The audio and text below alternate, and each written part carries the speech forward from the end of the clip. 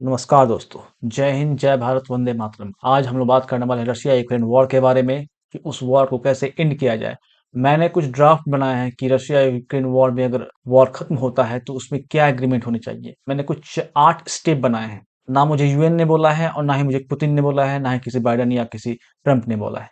मैंने खुद बनाया है। इस ड्राफ्ट को पढ़ते हैं और देखते हैं कि इस वॉर को खत्म होने के लिए अगर ये ड्राफ्ट का इस्तेमाल किया जाए तो ये वॉर खत्म हो सकता है या नहीं हो सकता है। तो चलिए इसी के बारे में बात करते हैं।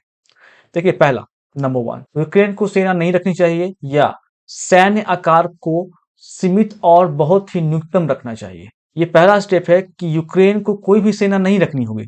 अगर वो सेना रखता है तो उसका आकार बहुत लिमिटेड होगा, बहुत छोटा होगा। ये है पहला स्टेप। इससे कभी रशिया पे हमला ना हो सके।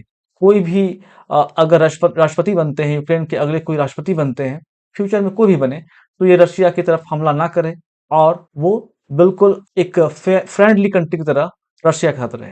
नंबर दो, यूक्रेन के पास एटॉमिक बम या कोई भी लंबी दूरी की मिसाइल्स या इस प्रकार की कोई भी टेक्नोलॉजी नहीं होनी चाहिए। देखिए, रशिया यूक्रेन में जो वॉर चल रहा है ये बहुत ही खतरनाक वॉर हुआ है और अभी चल भी रहा है कि भविष्य में कोई भी पेशेंट आएंगे, 5 साल बाद हो या 10 साल बाद हो, कोई पेशेंट आएंगे तो किसी भी दबाव में आकर वो रशिया पे फिर से हमला करने या नाटो में जाने की कोशिश ना करे। इसलिए उनके पास ना कोई एटॉमिक बम हो और ना ही बनाने चाहिए, ना ही कोई मिसाइल्स हो लंबी दूरी की जो रशिया को टारगेट किया जाए, और किसी प्रकार की भी टेक्नोलॉजी नहीं होनी चाहिए जिससे एटॉमिक बम या बायोलॉजिकल बम बनाना होगा। तो इस तरह की टेक्नोलॉजी भी नहीं होनी चाहिए यूक्रेन के पास। देखिए, अभी यूक्रेन तो एग्रीमेंट कर लेगा रशिया यूक्रेन में, लेकिन फिर में अगर एग्रीमेंट के पीछे हट जाएगा यूक्रेन तो फिर क्या होगा? क्योंकि नाटो इस एग्रीमेंट से पीछे हट चुके हैं कि नाटो ने कहा था रशिया से कि मैं आपके बॉर्डर की सीमा पर कोई भी नाटो कंट्री नहीं बनाने वाला हूं, उसको अपने नाटो संगठन में नहीं लेने वाला हूं। लेकिन नाटो इससे पलट गया, मतलब अमेरिका से पलट गया और उसने रशियन बॉर्डर से सटे हुए कई देशों को नाटो संगठन का सदस्य बना लिया है। इसलिए भरोसा नहीं किया जा सकता है कि वॉर की स्थिति भी बहुत खराब है। वहां के लोग बहुत गुस्से में हैं, खासकर यूक्रेन के लोग रशिया से बहुत गुस्से में हैं क्योंकि यूक्रेन की स्थिति बहुत खराब हो चुकी है, बहुत लोग मारे जा चुके हैं। नंबर थ्री, यूक्रेन को नाटो या किसी प्रकार के सशस्त्र बलों या किसी भी सशस्त्र संगठन में शामिल नहीं होना चाहिए। इसका मतलब ये हुआ कि यूक्रेन को किसी भी नाटो या किसी प्रकार के और संगठन, जैसे नाटो हो गया या किसी प्रकार का कोई और भी सैन्य संगठन है, उसमें शामिल नहीं होना चाहिए। वो भविष्य में इसमें शामिल ना हो, इसके कहने का मतलब ये है। फिर देखते हैं अगला क्या है। रशिया यूक्रेन की शत्रुता को कम करने के लिए और इसे खत्म करने के लिए एक समिति बनाया जाए और यह हर साल 2 बार दोनों तरफ से रशिया यूक्रेन में बैठक होनी चाहिए। यह बैठक राष्ट्रीय स्तर की बैठक होनी चाहिए ताकि दोनों में मित्रता हो सके। जो अभी वॉर हो रहा है, जिसको शत्रुता है, जो गुस्सा है, उसको कम किया जा सके कि इसे हम लोग कैसे कम करें। उसमें व्यापारिक रूप से भी बात होगा। तो इस तरह के एक संगठन बनाया जाए, दोनों देश मिलकर, ताकि इसे धीरे धीरे फ्रेंडली रूप में बन सके यूक्रेन और रशिया। अगला है, रशिया का यूक्रेन पे जहां तक नियंत्रण है इसे रूसी क्षेत्र माना जाए। मेरे कहने का मतलब है कि रशिया ने अभी जहां तक यूक्रेन के क्षेत्र पर अपना बॉर्डर कंट्रोल बना लिया है, वहां पे कंट्रोल है, जहां तक वहां पे रशियन का ही क्षेत्र माना जाए। इसमें ये लिखा हुआ है क्योंकि 3 साल 6 महीने 8 महीने ये वॉर चल चुका है। इसमें रशियंस का बहुत ही नुकसान हुआ है, खासकर इकोनॉमी भी। जैसा कि यूक्रेन भी बोल रहा है कि मैंने 5 लाख सैनिक मारे हैं, रशिया के 4 लाख मारे हैं। वो खुद बोल रहे हैं, यूक्रेन के राष्ट्रपति खुद बोल रहे हैं। तो इसमें रशिया भी बहुत ही नुकसान सहा है। तो रशिया का यूक्रेन पर जहां तक नियंत्रण है, उस क्षेत्र को रशियन टेरिटरी माना जाए। अगला है, रशिया यूक्रेन को व्यापार में प्रगति के रास्ते खोलने चाहिए। देखिए, ट्रेड बढ़ाना पड़ेगा, इन दोनों को आपसी ट्रेड बढ़ाना पड़ेगा। जब कोई दोस्त दुश्मन बन जाता है या कोई दो दुश्मन अगर ट्रेड करते हैं, व्यापार करते हैं, तो उनमें थोड़ी बहुत शत्रुता कम होती है और धीरे धीरे खत्म हो जाती है। मैं यही कहूंगा, रशिया और यूक्रेन को ट्रेड में प्रगति करना चाहिए, दोनों को ट्रेड करना चाहिए मिलकर। मैं भारत और चाइना को भी कहूंगा कि आप लोग आपस में ट्रेड कीजिए ताकि शत्रुता कम हो। अगला क्या है, नाटो को रशिया की सीमा से लगे नाटो देशों से अपने सैनिक वापस बुला लेने चाहिए और रशिया की सीमा से लगे नाटो देशों को किसी भी तरह की हथियार और तकनीक, मतलब टेक्नोलॉजी सहायता भी नहीं देनी चाहिए। यहाँ बोला जा रहा है कि नाटो को रशिया के बॉर्डर, जो रशिया के बॉर्डर है, यहाँ पे ये बोला जा रहा है कि नाटो रशियन बॉर्डर पे जितने भी नाटो के संगठन में सदस्य हैं, उन सभी को वहां से, जितने भी नाटो के सैनिक है, उसे वहां से हटा देने चाहिए। यहाँ तक वहां के हथियार भी वहां से हटा देने चाहिए और किसी भी प्रकार की टेक्नोलॉजी की सहायता वहां नहीं देनी चाहिए ताकि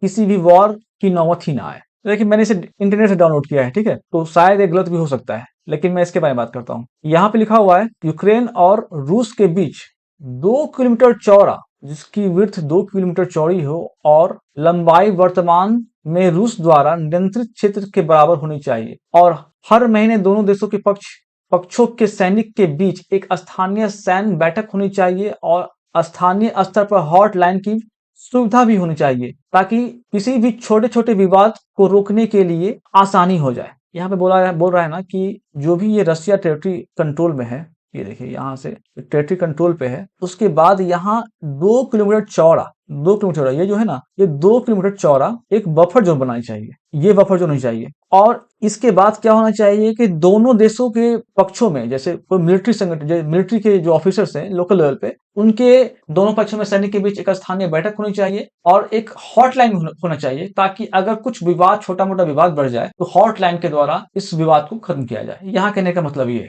देखिए, इसमें रशिया से बात करने के लिए इंडिया का बहुत बड़ा रोल होगा। मैं बता देता हूँ, इसमें इंडिया बहुत बड़ा रोल अदा करने वाला है यूक्रेन और रशिया वॉर को खत्म करने के लिए। देखिए, सभी तो एक दूसरे से लड़ने वाले हैं, तो उससे बात कौन करेगा? क्या अमेरिका रशिया से बात करेगा? बिल्कुल बात कर सकता है, लेकिन इसमें आगे इंडिया को भी आना पड़ेगा, क्योंकि रशिया इंडिया को साथ में जरूर लाएगा। वो इसलिए कि भविष्य में किसी प्रकार का इस एग्रीमेंट हो, कोई प्रॉब्लम ना हो, in my opinion, but I don't know future. जैसा कि किम जोंग उन रशिया को करीब 20,000 सैनिक भेज चुके हैं, बहुत सारे हथियार को भी उन्होंने भेजा था वॉर चलते हुए, सैंक्शन के बिना डर का। तो मैं बता दूं, अब किम जो उनका भी इंटरनेशनल स्तर पे बहुत नाम हो चुका है कि वो किसी भी देश में अपना सैनिक भेज सकते हैं, और ये स्टार्ट है दोस्तों। ऐसा अब नॉर्थ कोरिया भविष्य में भी करेगा, रशिया के लिए, चाइना के लिए। और इंटरनेशनल बिरादरी को, खासकर अमेरिका, यूरोप और इंडिया को समझना पड़ेगा कि रशियन प्रेसिडेंट और जिनपिंग, चाइनीज प्रेसिडेंट, इनके बीच की दूरी थोड़ी कम करनी चाहिए। अगर कम नहीं हुआ तो भविष्य में थोड़ा प्रॉब्लम हो सकता है दुनिया को, क्योंकि ये बहुत ही चालाक व्यक्ति है, जिनपिंग बहुत ही चालाक व्यक्ति है, तो इस चीज को ध्यान रखना पड़ेगा।